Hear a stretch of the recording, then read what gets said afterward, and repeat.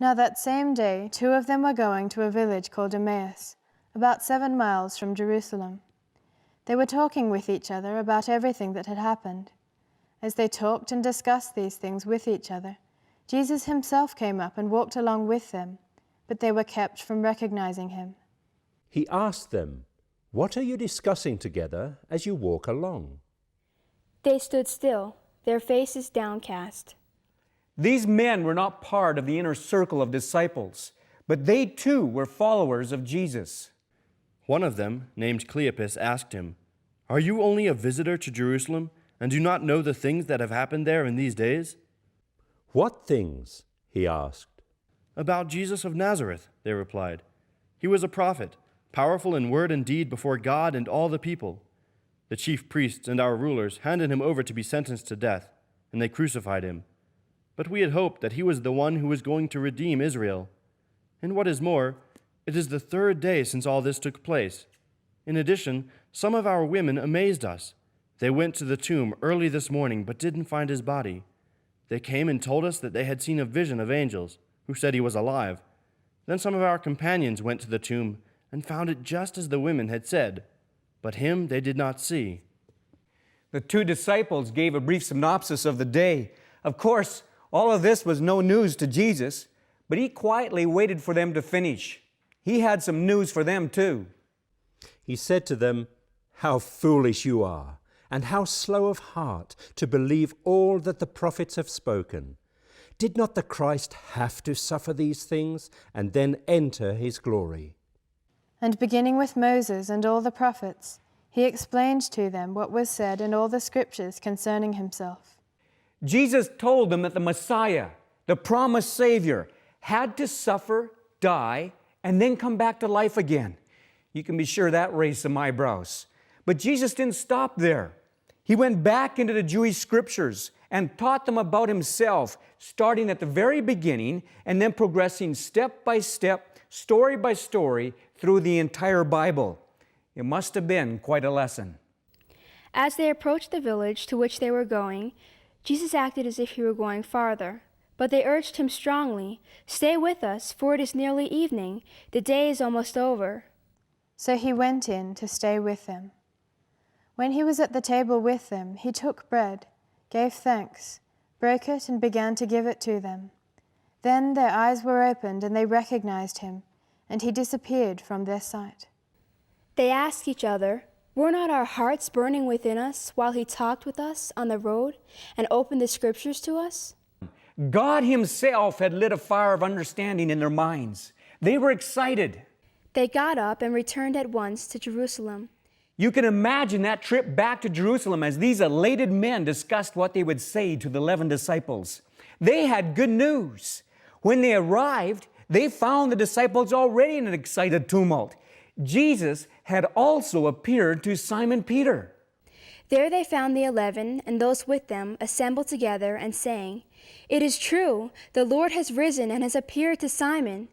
Then the 2 told what had happened on the way and how Jesus was recognized by them when he broke the bread.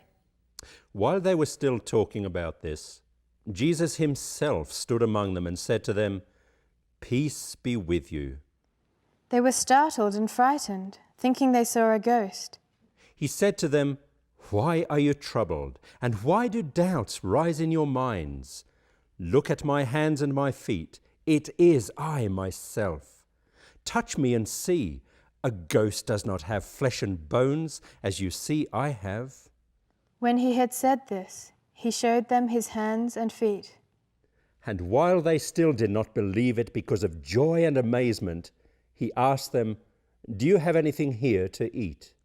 They gave him a piece of broiled fish, and he took it and ate it in their presence. He said to them, "This is what I told you while I was still with you. Everything must be fulfilled that is written about me in the law of Moses, the prophets, and the Psalms." Just as he had done earlier with the 2 men on the road to Emmaus, Jesus used the Bible to explain all the events surrounding his death, burial, and resurrection. The Jews divide the scriptures into 3 sections: the law, the writings, sometimes referred to as the Psalms, and the prophets. And Jesus took each of those segments and showed the disciples how it all applied to him. Then he opened their minds so they could understand the Scriptures. He told them, "This is what is written. The Christ will suffer and rise from the dead on the third day, and repentance and forgiveness of sins will be preached in his name to all nations, beginning at Jerusalem. You are witnesses of these things." Jesus said that his death, burial, and resurrection must happen to fulfill Scripture. He went on to say that this was such good news that it would be told everywhere, beginning at Jerusalem. Now, before we go on with the story, we want to stop and go back to the beginning, just as Jesus did with his disciples. We want to see what Jesus said about himself in the law, the prophets, and the Psalms. Exactly why did Jesus come to the earth? Why did he have to suffer and die when all along he planned to come back to life? Why didn't he simply tell people to believe in him and skip the entire crucifixion? What were these events all about? This death, this burial, and this resurrection? Well, the last piece of the puzzle is about to be put in place. And when you understand this, you'll have the whole picture. Therese, there are only a couple questions in the workbook in this section, so let's just skip them and continue on with the story. We're coming to the climax of the whole story. Yes, and as John said, we're about to put the last pieces of the puzzle together. It's here that everything begins to make sense. Okay, well, let's move on. But before you do, make sure you have some uninterrupted time to really do this chapter justice. Set aside anything that would distract you and give the next 4 sections your complete attention. You are about to discover what the Bible is really all about.